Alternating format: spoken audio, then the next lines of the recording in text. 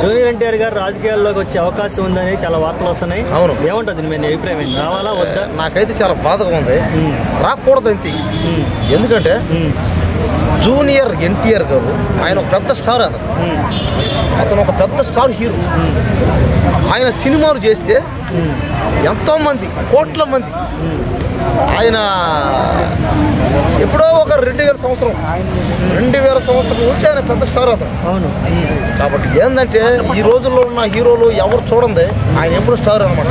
కాబట్టి ఆయనకి ఎంతమంది కోట్ల మంది అభిమానులు, ఆ స్టార్ డమ్ము, ఆ సినిమాలు, ఆ క్రేజు ఆయన వచ్చింది. కాబట్టి ఏంటంటే నేను చెప్పేదల్లా ఒకటే, అన్నా ఎన్టీఆర్ అన్న చెప్పేదల్లా మీరు రాజకీయాల్లోకి రావద్దన్న.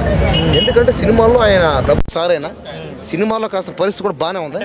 సినిమాలు తప్పుకొని ఎక్కడికి వెళ్ళినా సీఎం అని అరుస్తూ ఉంటారు. అవును చూసి అవును. మరి అదంతా చూసినప్పుడు ఆయన కూడా ఇంకో విషయం ఏంటంటే కొడాలి నాని గారితో సీక్రెట్ గా మంతనాలు జరుపుతున్నారు, కొత్త పార్టీ పెట్టే అవకాశం ఉందని వార్త వస్తుంది. అవును, దాని మీద ఏమంటావు? ఏంటంటే ఇవన్నీ చూస్తూ ఉంటే పుకారులు, ఇందులో ఎంత నిజమో ఎంత అబద్ధమో నాకైతే తెలీదు. ఆయన నేను చెప్పేది ఏంటంటే ఎన్టీఆర్ గారు సినిమా ఫీల్డ్లో ఉంటేనే బెటర్ అనమాట. ఎవరైనా ఆ ఫీల్డ్లో ఉంటే బెటరు. ఆ ఫీల్డ్ తప్పుకొని వేరే ఫీల్డ్లో పోయి ఇబ్బంది అక్కడ అంతా. ఎందుకంటే ఆ ఫీల్డ్ వండే వాళ్ళకి అది అదొక ఆట. అది ఉంది కరెక్టే. ఆయన గతంలో కూడా నేనప్పుడు 7th క్లాస్ అనుకుంటా. అప్పుడు నేను TV9లో, ఎన్టీవీలో, TV5లో ఎన్టీఆర్ గారు తెలుగుదేశం పార్టీ ఆ తరపున ఆయన ప్రచారం చేయడం. అబ్బా ఎక్కడ పోయినా, ఎందుకంటే ఆ టైంలో అప్పుడు ఆయన పెద్ద స్టార్ అయినా. ఎందుకంటే ఆ టైంలో అది సినిమాలు ఏది యమదొంగ, కంత్రి, ఆ సినిమాల టైంలో ఆయన పెద్ద స్టార్ అయిపోయినాడు. కానీ అప్పుడు ఏంటంటే ఆయన చిరంజీవికి పోటీ అనమాట ఆయన అప్పట్లో. కాబట్టి ఆయన అప్పట్లో పెద్ద స్టారు.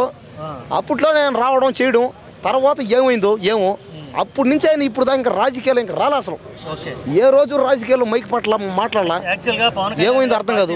డిప్యూటీ సీఎం అయ్యారు. అవును. అట్లాగే తమిళనాడులో విజయ్ దళపతి కూడా పార్టీ పెట్టాడు. అవును, రేపు సీఎం అయ్యే ఛాన్సులు ఉన్నాయి అంటున్నారు జనాలు. అవును. అట్లాగే జూనియర్ ఎన్టీఆర్ కూడా పార్టీ పెట్టి రేపు సీఎం గా పోటీ చేస్తే అతను కూడా ఛాన్స్ ఉంది అంటున్నారు జనాలు. దాని మీద అదే నాకెందుకో ఇది కష్టం అనిపిస్తుంది. ఇది కష్టమే కొద్దిగా. ఎందుకంటే ఈ ఫీల్డ్ వేరు, ఆ ఫీల్డ్ వేరు. కాబట్టి ఒకప్పుడు అంటే వేరు. పవన్ కళ్యాణ్ జనాలకు అర్థం కాదు. ఎడ్యుకేషన్ ఫీల్డ్ కొత్త కదా, అయినా నిలబడ్డాడు కదా. అదే కరెక్టే. పవన్ కళ్యాణ్ గారు ఎక్కడైందన్నా 10 ఏళ్ళు కదా అయింది.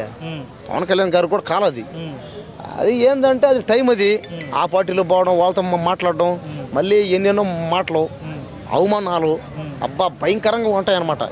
కాబట్టి ఏంటంటే ఎవరైనా ఒకటే ఫీల్డ్లో కూడా ఆ ఫీల్డ్లో పోవడం బెస్ట్. కాస్త అది మానేసి వేరే ఫీల్డ్లో పోయి కష్టమే. కాబట్టి అది ఎన్టీఆర్ గారికి నేను పెద్ద ఫ్యాన్. నేను ఎన్టీఆర్ గారికి చెప్పేది అలా ఒకటే, ఏంటంటే సినిమాలు తీసుకోవడం బెటరు. సినిమా మానేసి రాజకీయాల్లోకి రావడం, అక్కడ వచ్చి నేను సీఎం అయిపోతా ఉండడం అది జరగదు. అది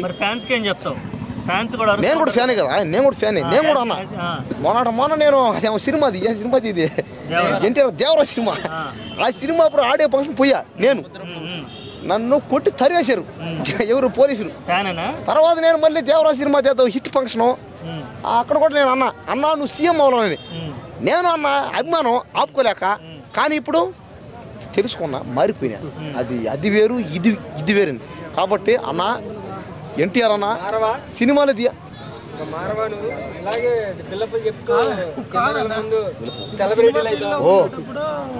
కాబట్టి రావచ్చు. కానీ ఏంటంటే ఎందుకు వచ్చింది చెప్పు, ఇదంతా వేస్ట్ కదా. ఇదంతా దేనికి వచ్చింది చెప్పు. సినిమాలు నువ్వు అన్నావు తప్పు.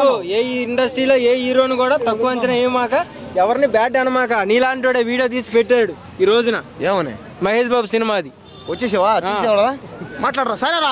ఇప్పుడు ఎన్టీఆర్ గారు ముఖ్యమంత్రి అవుతాడా లేదా చెప్పి. ఆయన అవ్వపోయినాయి. ఆయన ఒక దేవుడు. ఆయన అంటే అవ్వకూడదు అంటావా? అంటే ముక్కు కాలేడు అంటావు, అంటే ఆయన దేవుడు అంటావు. అంటే ఏంది అంటే ఇప్పుడు ఏమంటాడు? ఎన్టీఆర్ గారు దేవుడు, సినిమాల్లో దేవుడు, నిజ జీవితంలో దేవుడు కాదన్నాడు. కానీ నేను అట్ట కాదు. ఆయన ఎక్కడుండి దేవుడు. ఆయన అక్కడ మంచి చేస్తాడు, ఇక్కడ మంచి చేస్తాడు. ఆయన నేను ఫ్యాన్ని అని చెప్పినా. చూసేవా? ఇలాంటి వాళ్ళు ఎవరో ఒకరు అన్నమాట. అంటూ ఉంటారు, పోతూ ఉంటారు. కానీ ఏంటంటే మనిషి ఎక్కడ ఆపకూడదు. అతని పని అతను చేసుకుంటూ పోవాలి. ఓకే, నేను చెప్పేది అదనమాట.